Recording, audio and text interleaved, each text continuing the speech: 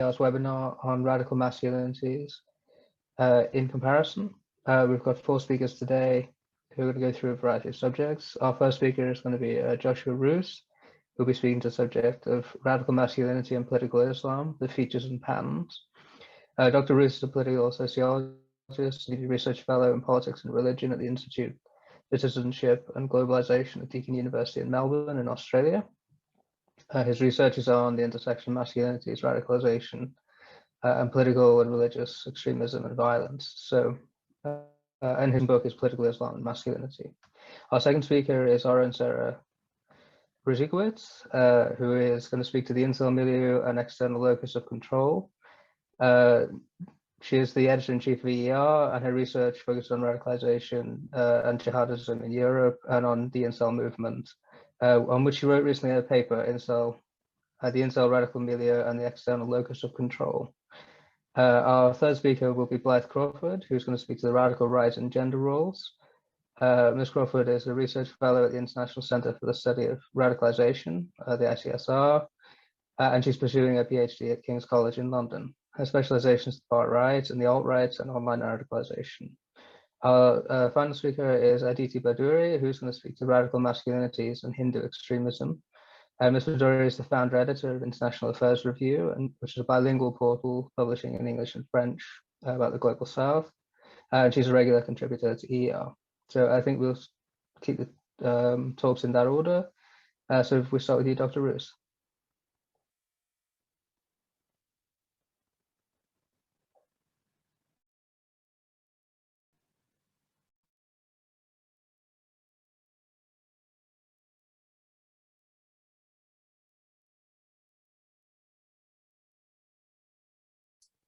Just to confirm, everyone can hear me? All right, we can. Excellent. All right, thank you. I'll just start by thanking European Eye on Radicalization for organising this very interesting panel. My own work intersects across the far right. I've got an Australian Research Council grant looking at the far right at the moment. Doing some research and writing on male supremacism, looking at conspiracy theories as well. And this body of work I'm presenting today draws on my older work on Islamist or Salafi jihadist extremism and violence, in particular looking at Western Islamic State foreign fighters.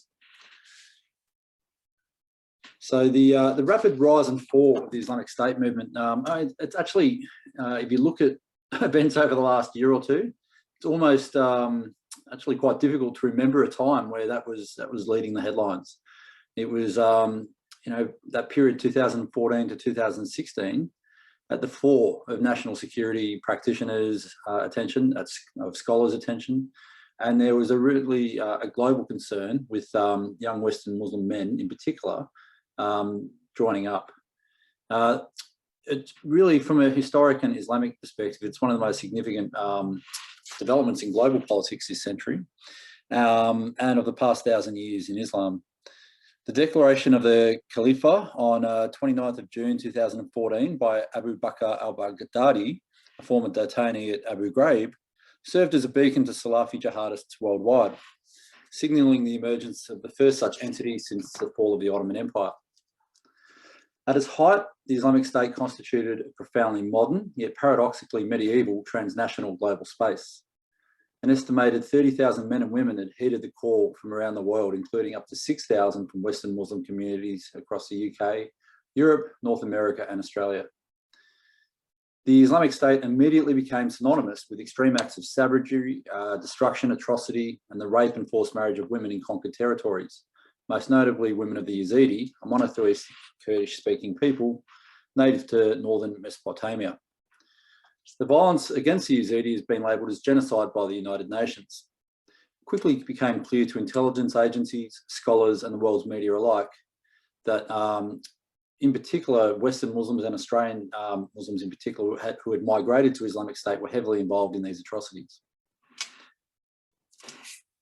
So I'm just going to scroll down. That's what I'm talking about today. I'm basically looking at why and how and why the Islamic State sought to recruit these young Muslim men, in particular looking at the Australian context, although I look globally in my own research as well. So I'm covering off today on Islamic State foreign fighters and a bit of background to that, Muslim masculinities in the context of the war on terror, I'm going to delve a little bit into the theory behind this, some of the demographic factors shaping the attraction of Islamic State, the way that Islamic State recruitment narratives were specifically tailored to recruit young Muslim men, and then a short summary of a way forward.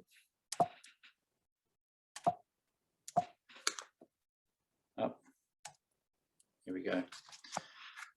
So very broadly speaking, this was at the forefront of Australian national attention, and it's safe to say across Western contexts, in particular in Europe, for that period of 2 or 3 years in the middle of the 2014-16 period. Australia had 230 men that we know about leave to fight and join. Some took families, many others travelled singly. Over 250 more men had passports cancelled by the authorities. There are at least 9 terror attacks in Australia, including some with fatalities, linked to Islamic State. So either inspired by or directly linked through recruitment to Islamic State, and many more new plots were disrupted by the authorities at various points. The majority of these men were coming from metropolitan Melbourne, metropolitan Sydney, so that the capital cities, and at some point had become involved in Salafi jihadist circles and become exposed to recruitment material online. I suppose at the crux of this paper is why were some young Muslim men attracted to Islamist jihadist political ideology, and the vast majority not. In fact, many men were going on to live not only constructive lives, but really empowered lives, contributing to their communities, contributing to wider society. But we see others were really drawn into this and sought to not only join Islamic State, but to commit atrocities over there, far disproportionate to their numbers. So the point of this argument here is that we've got to take masculinity seriously in seeking to understand the challenge. I'll delve a little bit into some of the theory around masculinities. I'll just draw your attention to the picture. This is Crescent Wealth at the top, Australia's first Islamic superannuation company, who have done extraordinarily well in wealth management. To the bottom, we see a group of men who had gone on trial for their participation in the innocence of Muslims' rights in 2012 in Sydney. So those familiar might know Khalid Sharoof at the front, who would later go on to commit some of the major atrocities over there, including the use of his children in videos and visual imagery. So the concept of masculinity is understood here in this context as a social construction of what it is to be a man.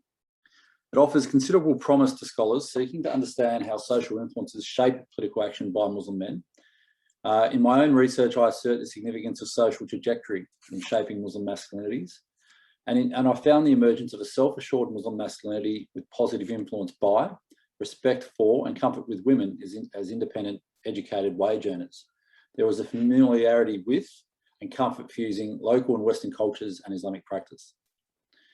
In looking specifically at those attracted to Islamic State, however, it is important to understand how their conception of themselves as men and masculinity may be so radically different. This approach moves us well beyond the analysis undertaken by international relations, security and terrorism studies, and political scientists who've been largely limited to analysing developments as a transnational phenomenon based primarily on religion and geostrategic politics at best, and with broad allusions to adventure and solidarity. So research on Muslim masculinities in Western societies also has made particularly important contributions to emphasising the intersection of religion, race and youth. Amongst the first studies of Muslim masculinity was conducted by Archer in the UK context, who noted that British Muslim men were absent in the literature on masculinity and race. Focused primarily on young men in their teenage years, her study revealed that Muslim masculine identities were used as a shared site of solidarity against racism and as a resistance to whiteness. Hopkins' work and body of work on Scottish Muslim masculinities has made a significant contribution to understanding how masculinities are influenced by markers of social difference, as well as locality, and so are multiple, fluid, and multifaceted.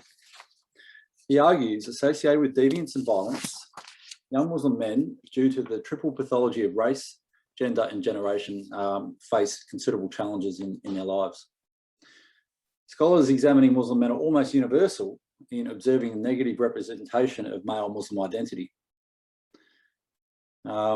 Studies reveal that masculinity, particularly amongst the most disempowered young Muslim men, however, is very often performative, emphasising a hyper-masculinity through displays of physicality and toughness. Based on research with young Lebanese men in Sydney, Noble has considered that these are displays a result of a lack of honourable recognition and a lack of respect from wider society. The interplay of masculinity and emotion are embedded in social structures of disempowerment. And he talks about protest masculinities and how they compensate for hidden injuries of class and race and recuperate a sense of dignity. So I'm going to kind of skip through this, but I do want to draw your attention to the work of Ghassan Haj here, who asserts that in multicultural Australia, young Muslims are simultaneously promised opportunities, yet denied this by institutionalised racism, leading to systematic exclusion.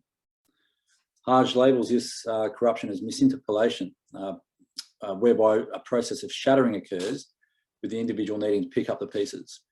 In other words, they're told that they belong until they experience a sense of maybe we don't belong, and there's a sense of we're not actually Australian, and there's a deep-seated anger and I suppose emotional and affective response.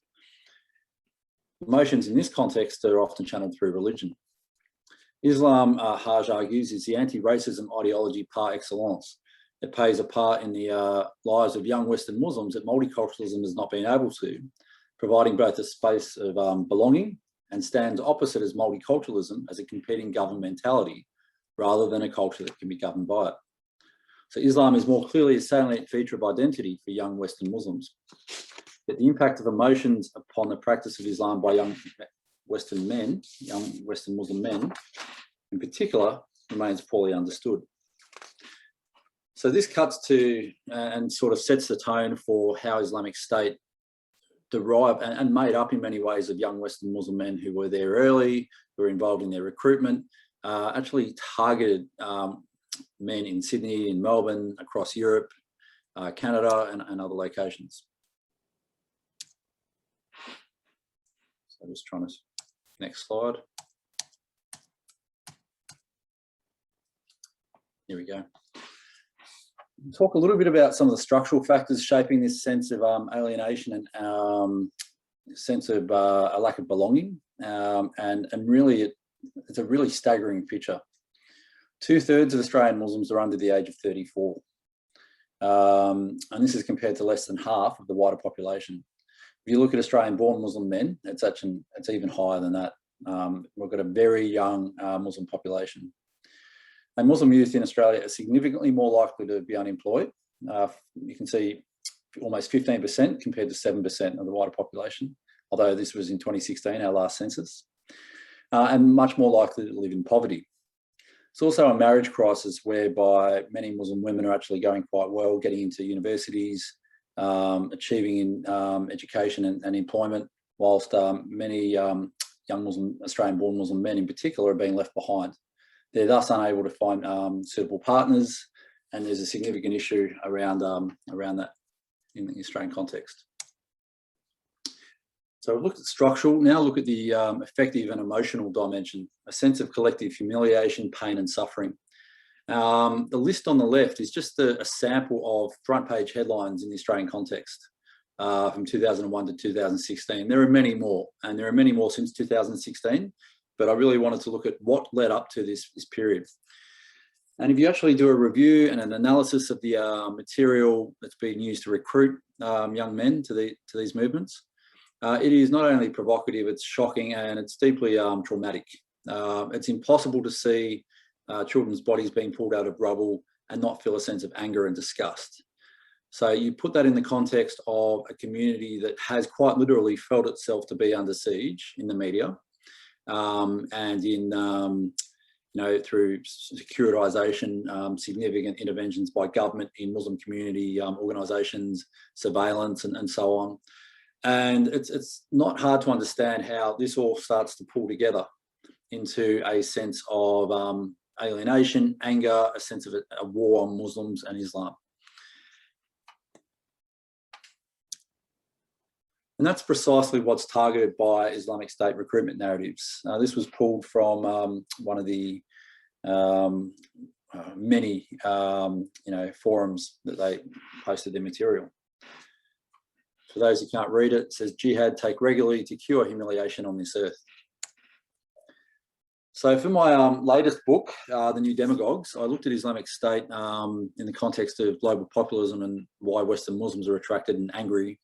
And I looked at Trump, I looked at Brexit, and did a sort of comparison. In particular, I was interested in the framing of language and who was being targeted, but also the dimensions of emotion. So we ran a linguistic inquiry and word count analysis of over 720,000 words in Deakin University magazines between 2014 and 2017. And Islamic State magazines are almost 8 times more likely to frame issues in the masculine sense. So you can see 2.47 to 0.32. Muslim men were framed as righteous warriors, as heroes going to fight for their cause. And this is based on a content analysis as well. Muslim women were framed as mothers of the next generation of jihadi fighters, whilst Western women were depicted as slaves and prostitutes and as immoral and deserving of punishment. Islamic State magazines were almost 5 times more likely to mobilise anger in their framing of issues than they were to use anxiety or sadness. And that anger is directed against Western political leadership and, by association, non-Muslim citizens in the West. And there was also a particular vitriol reserved for leaders of the Muslim world and Muslim leaders in the West as well. Common to all these men and to Salafi jihadist groups in the Western context that they are almost always ejected from their community before security agencies even take notice of them. They're rejected by the conservatives. They are often rejected by Salafis. Then they end up working out of garages and homes and bookshops, in particular in the Australian context. So here's a couple of sample narratives. I don't know if that's in the way for people or not. Basically, how the narratives were framed to appeal to men in particular. You know, you feel depressed, the cure for depression is jihad, you have no honour. We're talking about recognition and respect here, right? No honour. The light of the honour, or the honour of the ummah is jihad. Feel the honour that we're feeling. It's a capacity to reclaim, to re-empower, and that's particularly attractive if you're looking at these masculinities that have been subordinated to sort of mainstream white Australia. All right, I'm almost done here. For some reason I can't. Sorry, one sec. Yep. So moving forward, final slide. So this work and this body of work was conducted a couple of years ago, and it's been updated since. But Australian Muslims continue to face significant challenges in employment, income, poverty, and home ownership. The narrative of Islamic State might be finished as a geographic movement for the time being, but these issues are going to persist. We've all been distracted by the emergence of the far right, which is a significant social problem, new forms of violent extremism in incels, conspiracy movements and QAnon, but these movements are still organising and still active, and it's important that we take them seriously as potential security threats in the future. So more work's needed to be done, and this is across the spectrum, to help young men engage and manage emotions, including grief, despair, anger, humiliation, powerlessness. And I'll probably conclude by saying, in particular, that sense of an upward social trajectory is particularly important. Men who were joining these movements, irrespective of education levels, employment levels, still felt themselves to be crushed underneath the weight, I suppose, of a society that rejected them and didn't want them, and to feel like they weren't actually achieving and contributing to something bigger than themselves. We've really got to work on a more holistic approach to engaging with that challenge.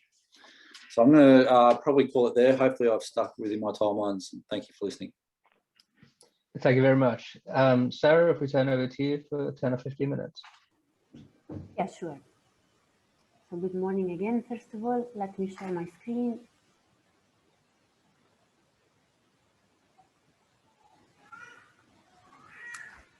Again, good morning, and thank you one more time to join us, and thank you to the rest of the panel for joining us in this overview of different radical masculinities. I believe that when talking about radical masculinities, we cannot exclude, we cannot forget about the incel ecosystem. Some of you might be familiar with it, some of the audience will be familiar with it. For those who are not, today I'm going to give just a general introduction on a very complex topic.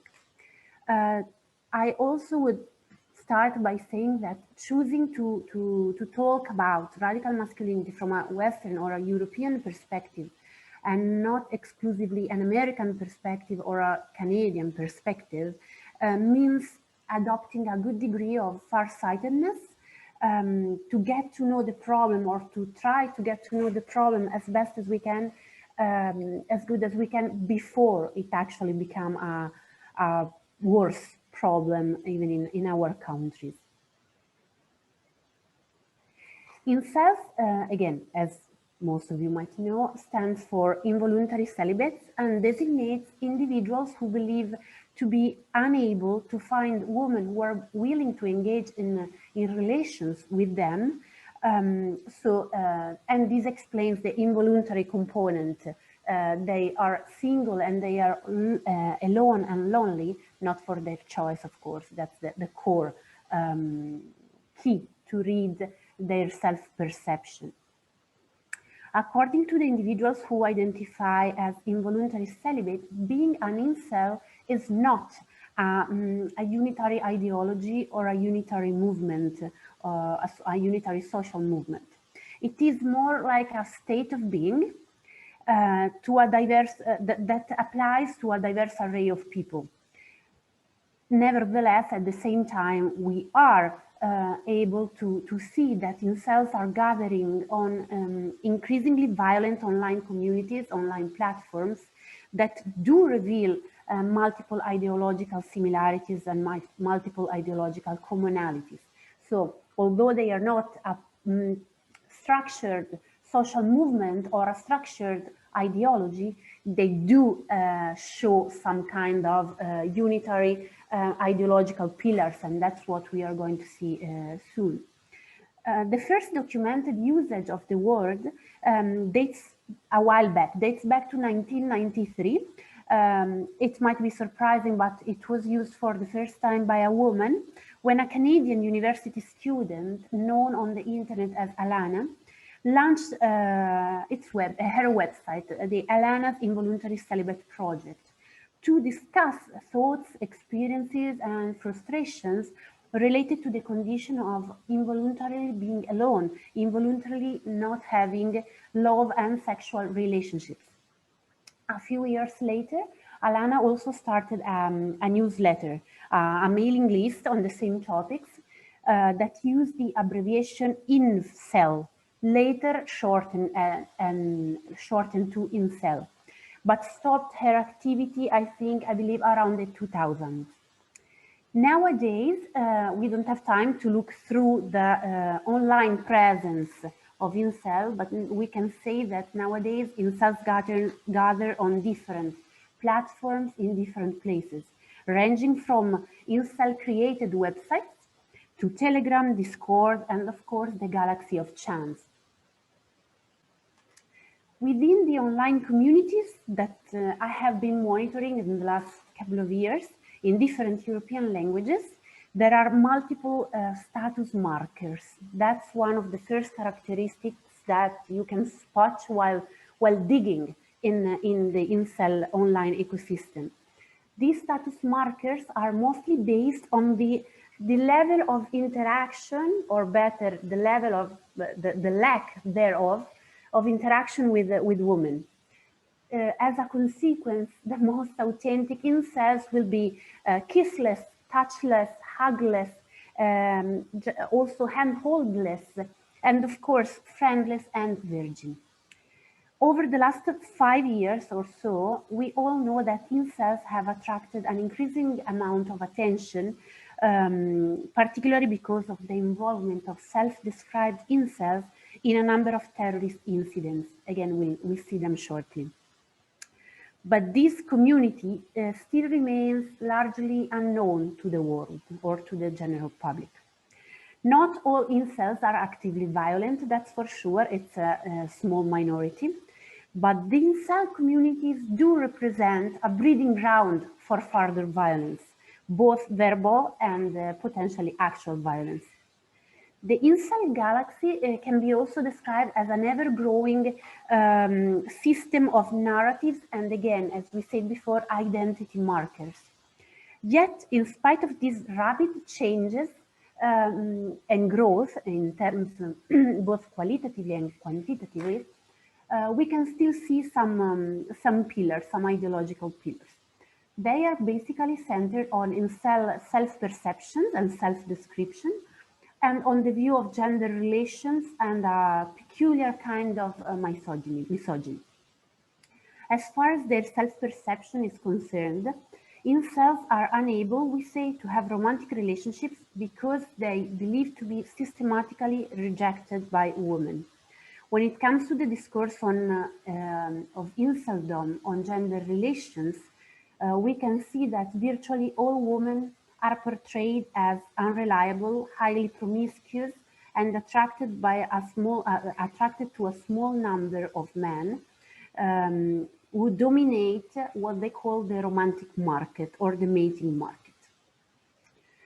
We are thus presented with something that is a unique form of misogyny that doesn't allow us to equate incel misogyny with any other kind of, for example, far-right standard misogyny. Why? Because incels, instead of hating women from a position of alleged superiority, for them hatred derives from a position of perceived inferiority, or from a position that they described as inferiority, since they believe that all the levers and mechanisms of the mating market and of sexuality are controlled by women. Obviously, there are some continuities between the standard misogynies, let's say, the older variant of misogyny, and incel toxic masculinities. For example, all the tropes related to a sort of nostalgia for an older pre-feminist past, that's how they call it, with family models showing traditional gender roles and traditional gender inequalities. However, we can say that incels are complicating masculinities and are operationalizing victimhood because they play with victimhood to actually restate something much older than incels, which, for example, misogyny, in completely new ways, in completely new terms. A further ideological pillars that stems from those that we have mentioned until now, and is arguably one of with the strongest radicalizing power, so it's probably the most interesting for us, is the idea of the uselessness of being kind to women. Women are just promiscuous and suggestible creatures who are fascinated by social status, handsomeness, and money, charisma, etc. They are unwilling to appreciate kindness and sensibility in incels' mainstream narratives. So hostility towards women is legitimized to the point of becoming probably the most distinctive feature of this environment. According to incel ideology, women hold a sort of selection advantage for a wide spectrum of reasons, which range from deeper reasons, for example, the advent of the post-feminist era, to much more shallow reasons, for example, the possibility of wearing makeup to improve our own appearance. So you can see how incels move along a wide spectrum in which they just keep describing the advantages that women enjoy compared to males, especially when males are not alpha males. One of the most important categories in incel communication, speaking of alpha males, is Chad, the anti-incel par excellence. against whom incels worldwide gather online with a sort of dual attitude between hatred and jealousy and envy. A Chad is a man that women are attracted to. He is sexually successful, charismatic, and sociable. Contrary to the incels, Chads won a sort of genetic lottery.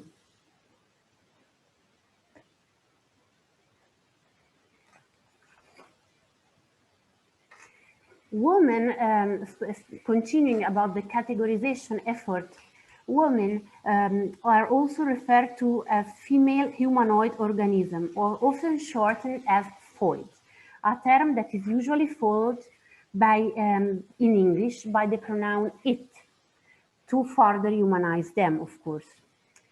We say women are irrational, unintelligent, promiscuous, selfish, manipulative, and attention-seeking. Every item of the inceldom's rich jargon contributes to this categorization effort, and the rest of the world is categorized as well. So this is another feature, basically, the categorization obsession, we can say. It's not a trend, it's a real obsession. Everything is categorized based on their attractiveness, given score to, etc.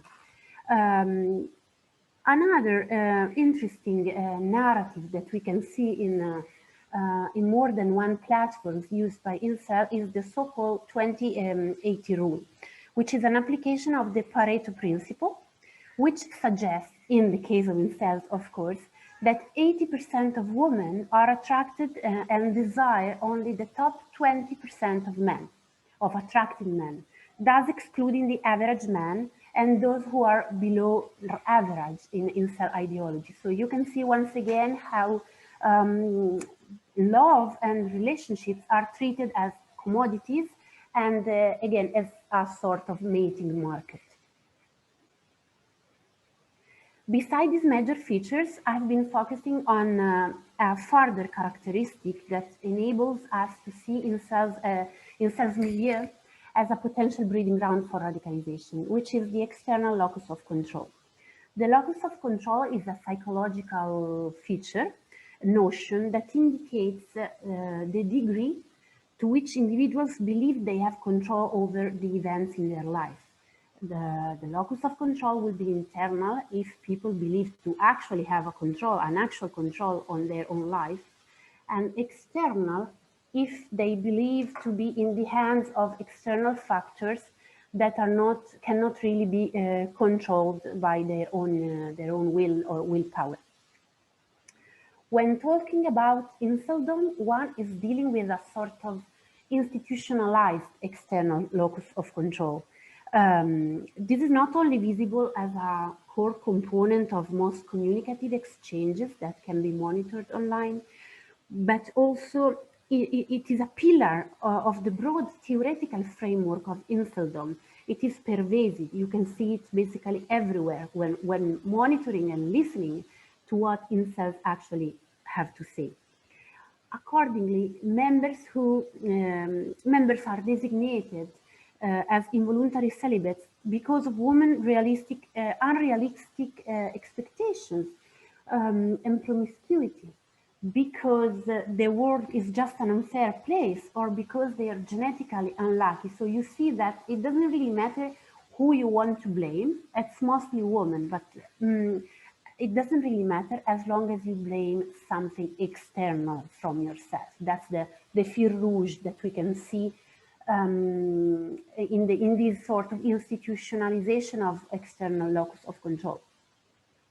I believe that systematically interpreting the entire world through these lenses, through the lenses of external locus of control, fosters a sense of powerless and exclusion, and removes some sort of brakes to further radicalization, because in turn it fosters resentment and anger. During the COVID-19 pandemic, for instance, the locus of control in incels forum became, if possible, even more external. Why? Because there was the greatest opportunity to blame something external or to exploit an external factor. On forum and subreddits, for example, many users celebrated the lockdown enforced in different countries because finally Chads and Stasis, basically the equivalent, the female equivalent of Chads, would be forced indoor and would not have the chance of seeing each other and having romantic relationships. In addition, many posts across some forums see coronavirus as a blessing. The most violent fringes see coronavirus as a blessing because it increases the likelihood that normies will die. Normies meaning people who are just average or above average, definitely not incels. I suggest to look at inceldom as a radical milieu in order to explain that, albeit not completely violent, of course, it can somehow increasingly support and justify violence, both verbal and tangible. There have been terrorist attacks inspired by incel ideology or ideologies. Let me just mention probably two of the most important attacks of this kind. On April 23rd, 2018 in Toronto, a van drove into pedestrians, killing 10 people and injuring, I think, 16 more, in the deadliest attack of its kind, of this kind in Canadian history. In his statements, the attacker, Alec Minassian, a self-described incel, he extensively talked about his status of incel later on, quotes incel terrorist Elliot Rodger, who in turn, on May 23rd, 2014, killed 6 people and injured, I think, 14 more in Isla Vista in California, near the university campus, Santa Barbara University campus, before committing suicide. Rodger, before carrying out his attack, wrote, I think, a very lengthy manifesto about his sexual deprivation and the evils of women right before his attack. And the manifesto, of course, circulated. So let's be clear, exactly like what happens in any other kind of radical or radicalizing environment, the overwhelming majority of incels are not violent and will probably never be. But these ecosystems represent a strong, dangerous breeding ground for further radicalization.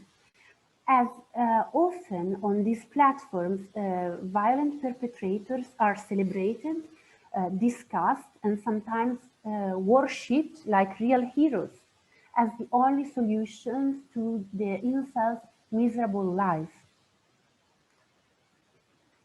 To conclude, although this is still a largely unknown phenomenon, we can already, maybe together, think of a few moves, a few insights that we should and took, that could and should be taken to better understand the phenomenon and hopefully to better prevent it.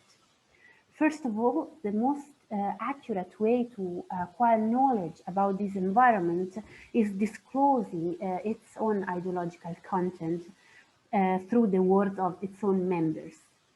This is particularly true because incel vocabulary is very lively, very productive. It is characterized by high level of dynamism and prolificacy. There are always new terms, new nicknames, acronyms, abbreviations that are constantly created and adopted by online communities worldwide. Again, in the effort to categorize every component of their worldview, as we said before. Therefore, it is necessary to invest in monitoring this environment and analyzing incel platforms and ecosystem online. It is necessary for both for law enforcement to understand credible threats from these scenes, but also for non-security actors to properly understand the narratives that are working, that are functioning to attract new people, and to be able to engage with this individual authentically and effectively. Second, considering Insteldom as a radical milieu is recommended, as by doing so, we can get back and we can use better the notion of breeding ground for radicalization, instead of limiting the scope of our analysis to incel terrorist perpetrators only. We can somehow look at what's behind them, what was before them also. Third, deepening our knowledge of the mechanisms related to external locus of control could be crucial, both for sharpening our ability to identify possible warning signs of radicalizations for this individual and to develop effective counter-narratives, for example, based on the notion of individual responsibility, on the notion of consent in romantic and sexual relationships. That is to say, challenging the very principle of external locus of control. Fourth, tackling the stigma surrounding mental health support. I am not a mental health expert or practitioner, but the strong stigma surrounding mental health support needs to be addressed among members of this target group who show a disproportionately high rates of mental health problems. And that's a real reason why we should tackle this stigma. Moreover, linked to the previous bullet points, we should consider gaining insights from adjacent fields, such as programs working on other kinds of toxic masculinities or on gender-based violence. It may not always be necessary to develop an entire new approach. Sometimes we can get some lessons learned from adjacent and similar field and similar phenomena. The confluence of peer-to-peer interaction coupled with ubiquitous connectivity of social media creates what some experts are starting to call the perfect storm for recruitment, and tempting alternatives to a life that is perceived by completely meaningless by incels. This was described as networked misogyny and urges such forms to be taken seriously, not only because of the widespread, plain, clear hate speech, but also because of the inherent nature of grooming, inherent power, grooming power that could radicalize further more vulnerable, disillusioned young men. Thank you. I am done. Thanks so much, Sarah. Thank you. Blythe, if we could turn over to you for 10 or 15 minutes. Great, thank you. I'll just share my screen. Thank you. There we are. I think you can all see my screen now. We can, thank you. Perfect. Thanks so much for having me. It's nice to be able to come here and talk to you all, and I will be talking about masculinities and the extreme right.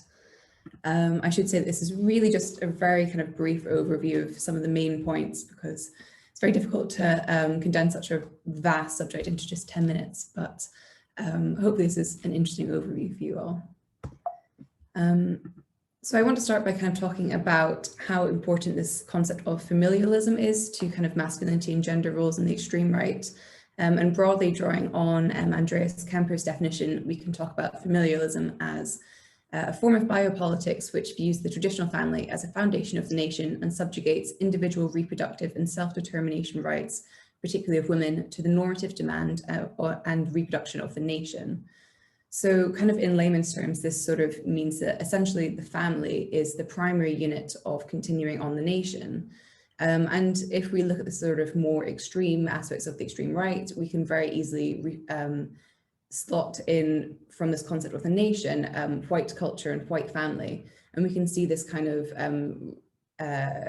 seen in the 14 words, which is this very, very popular white supremacist slogan: we must secure the existence of our people and a future for white children. So really we're seeing family being the primary unit of continuing on white culture.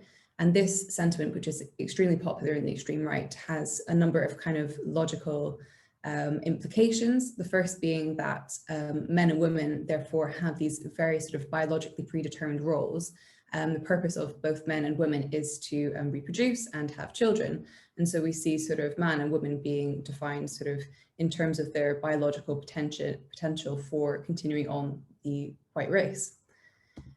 So in opposition to this kind of ideal of familialism, we have this sort of idea that the extreme right sees this real creeping threat of degeneracy reflected in modernity and modern society. And one of the sort of most, most poignant threats that it perceives is this creep of feminism. So it really sees feminism as being this destructive force that is in cahoots with the left to kind of destroy traditional nuclear families by giving women control over their reproductive rights.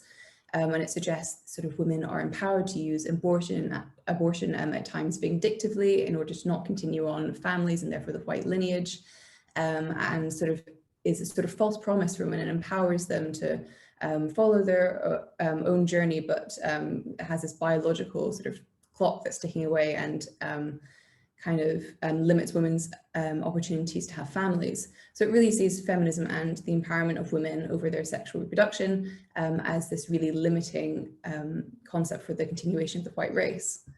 And you can see that sort of really reflected here, particularly in this quote at the bottom, which is a quote from Stefan Balliet, who was the Halle attacker in 2019, I apologize.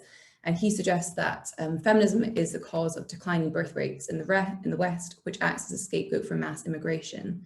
So he suggests that feminism causes women not to have children and therefore lessens the white birth rate and enables sort of non-white immigration into Western countries. So therefore, in his view, the replacement of the white race is enabled by feminism. So you can really see here that feminism is sort of imagined to be sort of the root of all evil in terms of extremist right culture. So we also see that there's a sort of idea of sexualized society being perpetuated by feminism, where women are kind of encouraged to sexualize themselves and chase these hollow ideals rather than the ideals of family. And particularly the erosion of traditional gender roles. So we see often feminism is seen as this thing which is distracting women from what they should be focused on, apparently these traditional feminine ideals of aesthetics and family, and also the feminization of men. So this is a screenshot from sort of extremist and misogynistic TikTok, which suggests that feminism, by its even sort of biological features of feminism, is attempting to feminize men within Western society. So another aspect of this perceived degeneracy and creeping sort of degeneracy of modernity is the LGBT community, who are really, really particularly demonized. So we see huge amounts of homophobia being projected to sort of gay men and lesbian women, partially because they're seen to not be fulfilling their duty in sort of reproducing the white race and having biological children at times, and also because they're at times seen to have these stereotypes of sort of feminized men and sort of masculinized women, of not continuing on traditional gender roles, which are really valued. And in particular, I really want to highlight how kind of widespread transphobia in particular is throughout the extreme right community. And we really see that this is a sort of concentrated form of hate against kind of trans people, who are really seen as a sort of ultimate kind of subversion of ideal gender roles. And so there's a very, very particularly concentrated hate towards trans people within the extreme right for this perceived portrayal of traditional gender roles. And in particular, we see that children are often mobilized as this kind of group which is really targeted by both sort of by LGBT ideology as it's framed at times within the extreme right. So we see the extreme right mobilizing themselves as protectors of children who are seen to be being harmed by these harmful ideologies. So I want to highlight two main responses to this perceived creeping degeneracy. The first being benevolent sexism, and I'm drawing a lot here on Cass Mood's work on the subject, and I would really recommend his book, The Far Right Today, which is a great kind of introduction to these kind of masculinities. But the first term that he outlines is benevolent sexism, where we really see these traditional family structures reproduced, and women are seen as morally pure, physically weak, and men getting a much better deal, being seen as morally pure and physically strong. And in this sort of outline, both men and women really complement each other in these biologically predetermined roles. So there's no real difference between sex and gender, and any hint of any differences strictly sort of ignored and seen to be a leftist agenda. And very importantly, both men and women are seen to be dual victims of societal corruption. Oftentimes this corruption will be seen as something that's being pushed by Jewish people as part of broader anti-Semitic conspiracy theories. So through this ideology, women are really deserving of alpha males and a kind of alpha masculinity. And some points which are kind of highlighted in this benevolent sexism of masculinity is this idea that traditionalism is the strongest way that men can really rebel against this creeping degeneracy. So we see men attempting to rebuff what they see as this degeneracy and return to this kind of simpler time where they perceive families to be whole units and rejecting ideas of lust for embracing traditionalist ideas of love. We also see men being framed as protectors of the family, both physically and also morally, in terms of educating their children about ideals and again, yes, potentially physically protecting their families against this creeping leftist ideology. And we also see finally this idea of rejecting this degenerate creep of modernity in terms of discipline and having real self-control. So very often porn and this kind of sexualized idea of society will be something that is seen as something to test men in this benevolent sexist view who need to exercise self-control to really avoid these temptations of modern society. I think an example that really exemplifies a number of these kind of ideals of benevolent sexism is the Christchurch shooter, Brenton Tarrant, who was responsible in 2019 for an attack across 2 mosques in Christchurch, eventually killing 51 people. And throughout his manifesto, which was posted online prior to the attack, he repeatedly outlines ideals of family.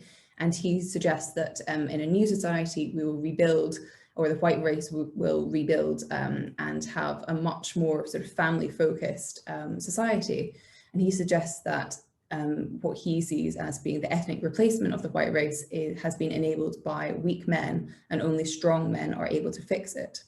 And I think in particularly tellingly, he has these images that he includes at the back of his manifesto, where I think you can really, really clearly see how important these traditional gender roles are to him. We see women, particularly obviously white women, being framed as mothers, whereas men are being bros in nature and sort of holding guns to protect their families and really having family bonding times. So we can really see these strict gender roles being important here. The other kind of not particularly oppositional, potentially complementary response is this idea of hostile sexism, which is another response to perceived creeping degeneracy of modernity. And this really relates to a lot of what Sarah was talking about, so I won't go into this in too much depth. But through this lens, women are seen not so much as victims of this societal degenerate creep, more so as complicit in this degeneracy, and they're seen as politically powerful and really a threat to men. And there's this idea of women having this kind of sexual power over men and having these societally enforced ideas of female privilege. And so men really are trapped in this society that doesn't, in their eyes, have their best interests of familialism at heart. So under hostile sexism, we see potentially some degree of nihilism, where there's this idea of being blackpilled again, as Sarah was talking about, and this idea of an inescapable kind of society that's stacked up against men. Potentially escapism, rather than this idea of cutting oneself off from consumerist culture, which is kind of at times seen to distract men. Oftentimes you'll see sort of an escapism into these cultures rather than away from them. So this sort of stereotype of men sitting at home in their basements on computers is sort of taken on almost ironically at times in this subculture.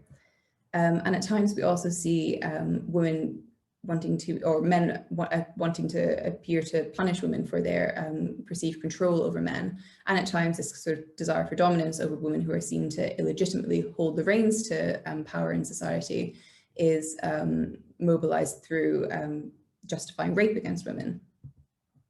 So hostile sexism is really a lot more difficult to pin down in a concrete example in the far right, because it's much more sort of a kind of creeping cultural influence in these different sort of online ecosystems. But I think we do see some aspects of this sort of hostile idea in the Halle shooters manifesto and in his attack. So a Halle shooter, again, was in 2019, attempted a mass shooting in a synagogue in Germany. And in his manifesto, in contrast to Brenton Tarrant's, in his live stream, he describes himself as a loser multiple times and describes himself as a NEET, so not employed in education or training, so somebody who's perceived not to be succeeding in society. And he also includes this image of a cat girl, which in one of his manifesto documents, which is sort of this idealized half woman, half cat hybrid, which is often very, very sexualized. So this sort of idea of he suggests that if you complete an act of mass casualty violence, you get a free cat girl. So this idea of using women as kind of rewards for violence, even in this very sort of memetic idea. So really that's been a very, very brief sort of overview of two kinds of dominant masculinity that we see being very influential in the far right. But it's important to note that these aren't necessarily contradictory or exclusionist terms, and oftentimes these kind of masculinities will really complement each other, and groups or individuals will exhibit a mix of both these masculinities in a form of ambivalent sexism. And also important that both these paths of sexism represent clear pathways towards violence, either as a kind of reaction against the degeneracy of modernity. And also as a final note, I just want to stress that although we do see this kind of dominant masculinity, this doesn't mean that there aren't roles for women within extreme right and far right culture, particularly under the benevolent sexism lens. We see clear roles for women being able to participate in this culture as an escape from modernity. And I think I will wrap it up there in the interest of time, but thank you again very much for having me, and please feel free to reach out with any more inquiries. Thank you very much. Aditi, if we can switch over to you for 10 minutes.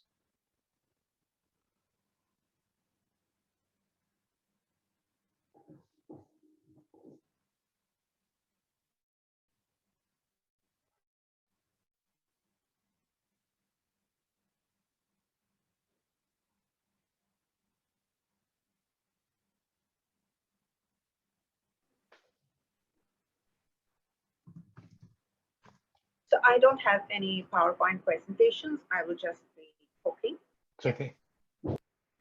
So, you know what I did first when I was asked to make this presentation was, I spoke to some of my colleagues, friends, all male, and I asked them what they understood by the term toxic masculinity. And what was really interesting was that most of them were at a loss to answer, to respond. And these were close people I'm close to, so it had nothing to do with political correctness. What I'm trying to draw attention to the fact is that I think a lot of men don't think over this term toxic masculinity, at least in India. Having said that, I have been asked to present on toxic masculinity and Hindu extremism. So I would like to take the two terms separately. First is, as we have already, the predecessing speakers have mentioned, that toxic masculinity is the validation of how masculine a man is. It is not just enough to be born a man, but one has to prove one's manliness and one's masculinity. And this is a constructed notion, which is, while there are a lot of similarities or common characteristics, it is equally true that it is also rooted. Toxic masculinity is also rooted in individual, cultures, in spaces, in geographical locations, and individual contexts. And it is shaped in relation to cultural and political expectations of what it means to be a man, as well as local grievances and dynamics. And this is very important because there are sometimes real grievances. In the Indian context, the idea of this masculinity is also the promotion of men as both protectors of women as well as the enforcers of women's assigned societal roles. So, for instance, while it may be seen as that it is a man's right, it is a man's duty to protect women from other men. At the same time, they also police women's actions as to how they should dress, how they should move out, whether they should go into public life, like take up employment, or in a more extreme case, it is the notion. It is also to protect women, or to uphold the social norms and to uphold society. So, for instance,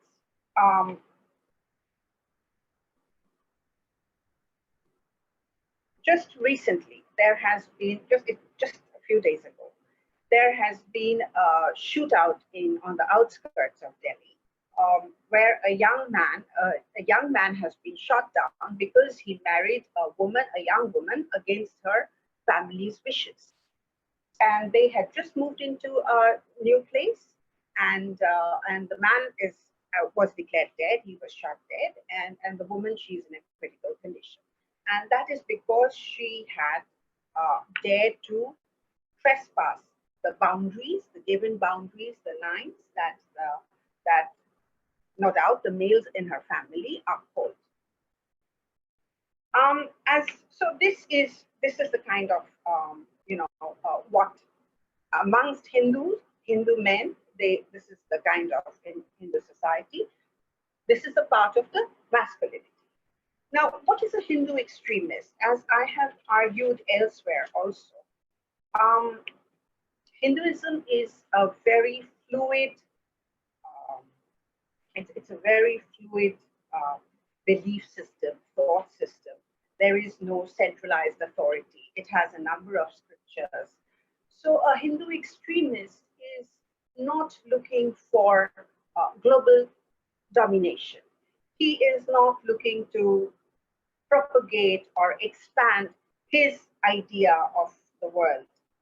What he is doing, Hindu extremism is very much, entwined with Indian nationalism, hyper-nationalism. What a Hindu extremist tries to do is to reclaim India for Hindus, for all Hindus, and which has, of course, grown over the I would say the past decade, in part thanks to political protection, and in part thanks to the rise of social media, which has made mass communication that much more easier. Now, in its manifestation, toxic masculinity, and I'm just keeping now, India is a very diverse country, so my topic is toxic masculinity and Hindu extremists, so I'm just limiting myself to the Hindu community. Here, the Hindu extremist, his masculinity is manifested, is expressed in a number of ways. One is within the Hindu community itself, as I just mentioned some time ago, to assert his domination over women.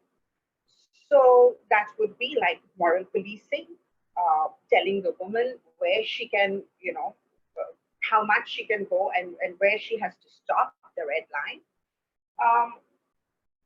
It is also expresses itself in very violent ways, like, for instance, in the dowry deaths. Just over the last 1 month, we have had 3 instances of married women being killed by their husbands or their husband's family for dowry. And this is, of course, a perversion of what the traditional the traditional Hindu codexes, it's about women's part of inheritance.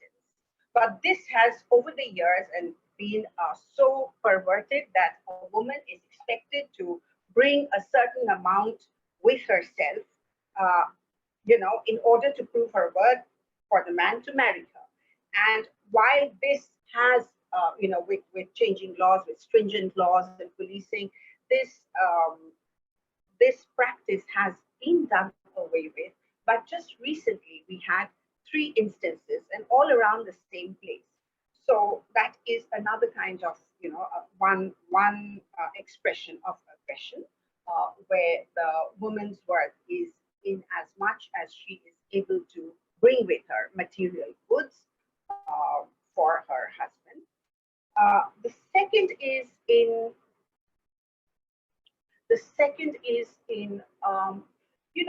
where, and this is rooted more in rural communities, where there are grievances, where they are, or even maybe amongst the urban poor, where the changing the changing society, with more and more empowerment of women in India, with women coming out and joining the public life, women coming out into the professional life, along with a lot of young men who are educated but who do not have meaningful employment, or who are unemployed.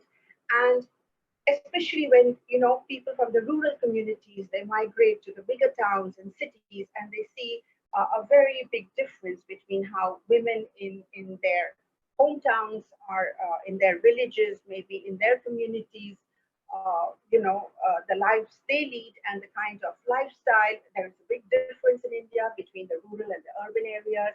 And when they see the women in these urban areas, they feel threatened.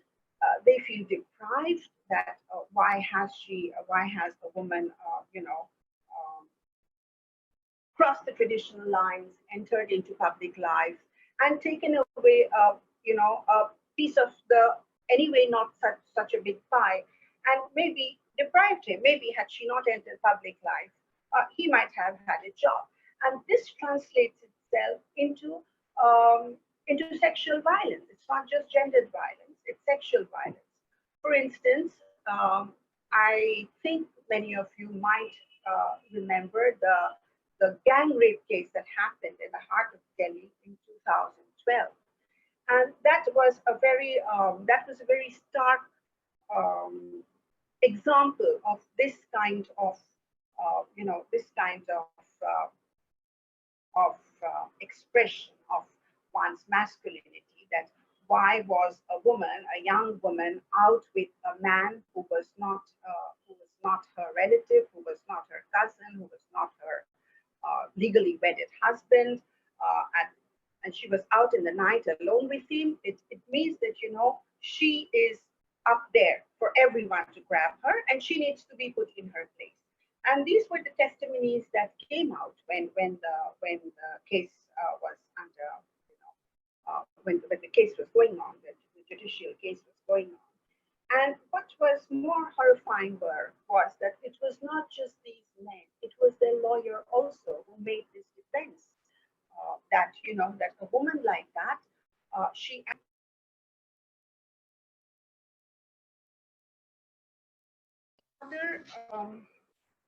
This is one way. The other way that Hindu extremists manifest their masculinity is in a xenophobic and extremely communal way. This is rooted, again, it's a very, a very contextual, it's rooted in the experience of India's colonial rule, in India's foreign rule preceding that, and it expresses itself in 2 ways. One is, again, policing women, and for instance, for some reason, vigilant groups, they get very excited around Valentine's Day every year. Thankfully, it does not happen all across the country, but in certain pockets, it is understood that Valentine's Day approaching means that there are going to be threats, there are going to be some violence. There have been instances of card shops being ransacked, of young couples who are out on Valentine's Day. They have been threatened, they have been assaulted by these by groups who have taken on themselves the trouble for for the responsibility to police these people, tell them. I mean, the same people are going to the restaurant on other days, and it is fine, the couples, and these could be married couples either. But on Valentine's Day, somehow all hell breaks loose. And that is because Valentine's Day is seen as a Western import. It is seen as, again, one of the tools of the West and of colonialism with which to impact the people, to control the thoughts. So this is one example. The other example is that of love jihad. I do not know if you have heard of this term, but it is a term which was actually coined by the Catholic Church in South India, who professed that a lot of young Christian girls were being lured on the promises of marriage and by young men, and then they were being converted to Islam, and it was just a ploy, and then sometimes they were being dumped, or they just became it was to increase. So this thing was, again, has been taken up very much by Hindu vigilante groups, and a number of states have passed the laws. But well, there have been certain cases, of course, where it was true that the man, he did not disclose his identity, but in a lot of other cases, it is again trying to impose, trying to deny the woman her right to choose her own partner, her right to her sexual autonomy. And this is again because the woman is considered the keeper of the honor of the community.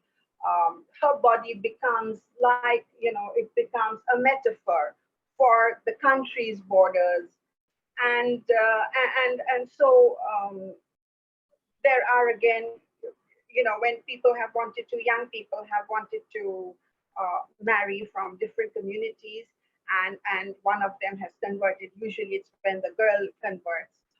There are again all these vigilant groups coming out and try separating the couple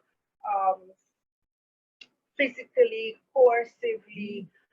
We had recently a case, it was called the Hadia case, where a young Hindu woman, she fell in love and she converted with a Muslim. She fell in love with a Muslim man and she converted to Islam. And the two, and she was living with the man, and then I think the girl's father, and both were adults, young adults. The girl's father went out and he appealed to some other group, to some of these young men in the community, and they came, and the two were forced to live apart. And then the High Court it was in the state of Kerala, they imposed this order that the two should stay apart, and then the National Investigative Agency was involved to find out that if this is an international ploy, and so on and so forth. Finally, the Supreme Court intervened and said that they did not find any instances of coercion. So the woman, the man and the woman, they have all the legal right to live together, to marry, and to convert. But so this is again another way of how Hindu extremists, they try to impose, they try to dominate women of their community who are, who have crossed the boundary and who have forayed into that so-called forbidden space and into another community, especially a community, that the Hindu extremists, their wrath is always directed at those who propagate, at the proselytizing community, and that is in particular the Christian and the Muslim community, who they feel it is again rooted in insecurity, in a fear that there is this ploy to take over India, which has already seen one partition on religious grounds. So it is a ploy to quickly convert people and to outrun the Hindu population, to increase the Muslim and the Christian population. And this is directed against the Muslims more than the Christians, simply because they are big, more in numbers. It's the biggest minority community in India. And then we have the third major manifestation of toxic masculinity amongst Hindu extremists, and that is in relation to men of other communities, in particular, again, the Muslim community. And so we see cases of lynching people on grounds, on unverified grounds, that they are smuggling cattle or they are hoarding beef, because the cow is a sacred animal in Hinduism, and most Hindus do not eat beef. So there have been these lynching cases on these grounds, often fabricated, without verifying. In one case, which was again on the outskirts of Delhi, I think it was in 2014, a man was lynched simply because they suspected that the meat in his refrigerator in his own house was beef. And so there is this constant, trespassing into the private sphere of people's lives, and trying to dominate, trying to show that who has the upper hand, who is the real or the real owner of the space, and who is a secondary citizen, and who should be shown their place. And this is again rooted in this insecurity and in this shame that for so many years India was ruled by foreigners, which actually also translates into the inability of Hindu men to protect their societies, to protect their women, and so now is the time, to express and to assert that masculinity, which earlier was kind of maybe said to be missing, and which is why they were dominated, and now it is their turn to dominate. And finally, what comes down to is that in all these cases, we see that the men are always acting in groups. They are, so it's really not, I mean, it's a cowardice. It's a big cowardice, because you will rarely see a Hindu go and lynch someone from another community, one-to-one, or pick up a fight. They're always doing it. They're preying on vulnerable people, on people who is, maybe someone who is by himself, and these are always, while these extremists are always in groups, and they don't believe, Hindu extremists do not believe in martyrdom. You will never see a suicide bomber or something amongst them. Any instance, they are always in groups, in brigades, and they are not rooted in the Hindu scriptures. You will never hear them quote anything. They are not rooted in the religion. They cannot quote any scripture. I mean, Hinduism has a number of texts. The only thing that you will hear them say, or you will hear, is Jai Shri Ram, which is hail to Lord Ram. A manifestation that Hindus believe is a manifestation manifestation of the supreme being, but this is a cry of adoration which has been distorted, which has been abused, which has been misused.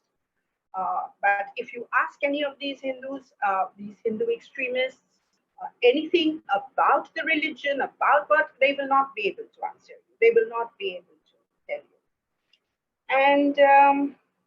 And yes, of course, as I began, it is also Hindu extremism and expresses itself in hyper-nationalism. And so you will hear, let us go and take, Pakistan occupied Kashmir, as if it's just the cakewalk to do it. Oh, so let us just, go and drop some nuclear bomb on. So the two main enemies that the hyper-nationalists have today are China and Pakistan. That is, geographically, both unsettled borders that India has had friction and does have problems with. But so there is this, it's a very inane, without going into anything logical. This is also expressed in these hyper-nationalistic terms. And the result is that many of these young people, they kind of get a mass following. And if they do get a mass following, then they are let off easily, because then they are seen as, valuable for elections. Because if they happen to get a good following of local people, they become heroes in the local communities. Maybe they can catch some votes, valuable votes, when the election time comes. And that is what helps to perpetrate this toxic masculinity. So I will end here, and I'll be happy to answer any questions which you arise. Thank you so much. So I think we've probably got time just for one question, because we've run on for quite a while. So if we go around in the same order from Joshua to Sarah, Blythe, and then finish up with you, Aditi. I think the main question was a lot of the seedbed for this kind of these kind of ideas seems to be a sense of victimhood, whether real or imagined. And so I was wondering, are there any legislative or other actions, sort of government or collectively, that can be imposed that would change this, or is it something that's going to have to be managed and try to keep it to the fringes as best we can? If we start with Joshua.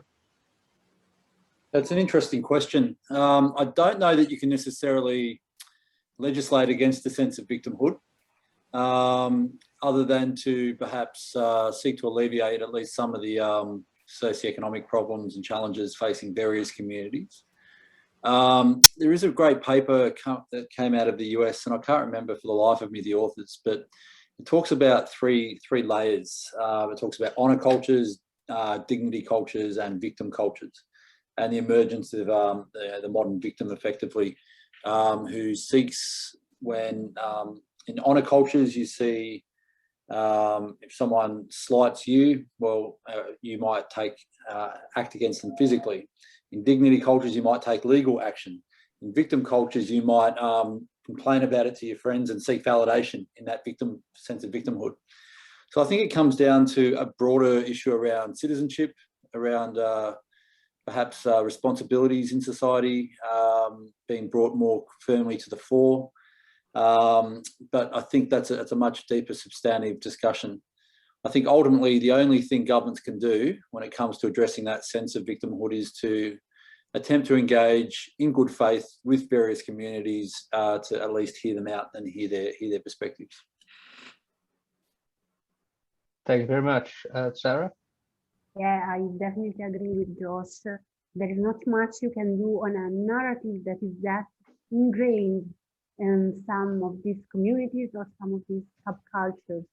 As far as incels are concerned, there are no exactly legislative measures to counter their violence. A new awareness is starting to grow, is starting to increase, especially in some countries that have already been hit. For example, in Canada, a very young guy who killed a woman and committed an attack on around a massage parlor was accused of terrorism. So among his charges, there were also terrorism charges, and this can be a turning point to start including this form of violence within the framework of terrorism. Because as we all know, because we work in it, we know that these would open up much more, a bigger room for action, a bigger room for both repressive and preventative measures, both of them. So we should really go in this direction. But still, it will take time. And again, in Canada, this time in Montreal, even on the very first attack, incel-like attack, there was a decade-long debate on how to define it. I'm hinting at the École Polytechnique attack, happened in 1989. It wasn't really called an incel attack. Times were not ready for that. The awareness was absolutely not there. But it started to be called anti-feminist attack. So there is more knowledge and more comprehension of the choice of targets as something really indicative, something really meaningful for specific ideologies, even in the general public and in law enforcement officers, not only among people who are actually working on this topic. Thank you. If we go to Blythe. Yeah, I think I just basically agree with kind of speakers went before me. I think it's one of these things that's very difficult to apply kind of concrete legislation to, because a lot of these things really exist in this kind of loose cultural sphere, and it's kind of goes against the grain to really put in harsh legislation. I do think that some sort of steps that could go some way to conquering some of the issues that we're talking about is increasing sort of education and particularly in this sort of sphere of degeneracy that I was talking about, as it's perceived by the extreme right, sort of education around sort of really what feminism is, particularly around what sort of being trans is, and sort of educating against transphobia. I think a lot of that would go a long way to sort of conquering some of the misinformation that exists in the sphere. I think also a lot of the time, while a lot of this victimhood mentality is kind of based on misinformation and conspiracy, I do think that there is some room to kind of increase kind of education about mental health from a male perspective as well, and kind of have more open discussions that are including men and making them feel that they do have a voice in these discussions as well. But I think in terms of concrete legislation, it's a very, very difficult issue to attack in a kind of sledgehammer legislation kind of way. Thank you. Aditi, if we have your final contribution, please.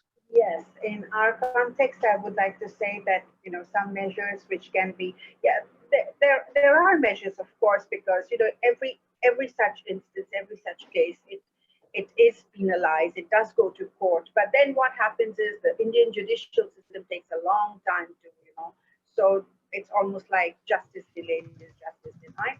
Therefore, I would say that all of these cases should be fast-tracked. Such extremists should not be glorified. They should not be allowed to enter. They should be disqualified from public life. Then there should be responsible reporting, because the media has inflamed a lot of sentiments and emotions. Because as I said, I have limited myself only to the Hindu community, but there are extremists from other communities also within India, huge numbers. And what happens is that when, you know, one is treated with kids' gloves and only the other picked upon, this tends to breed, you know, another sense of victimization and victimhood. And then, you know, again, it acts as a catalyst for further such right-wing violence. There should be, when these men are penalized, they should also, along with their sentence, when they're convicted, along with the sentence, they should also be given mental counseling and therapy, because there is obviously something, you know, this is not, it is something, there is some kind of of something, some deficiency, mental deficiency, emotional deficiency, a counter narrative should also be built up. As I said, that these are not rooted in Hindu thought, in Hindu scripture, so a kind of counter narrative should be built up. More and more interfaith dialogue and interactions, because India is a very, very diverse country. And I think also, like, especially in the rural communities where you can have just people from two different communities dating can lead to a riot.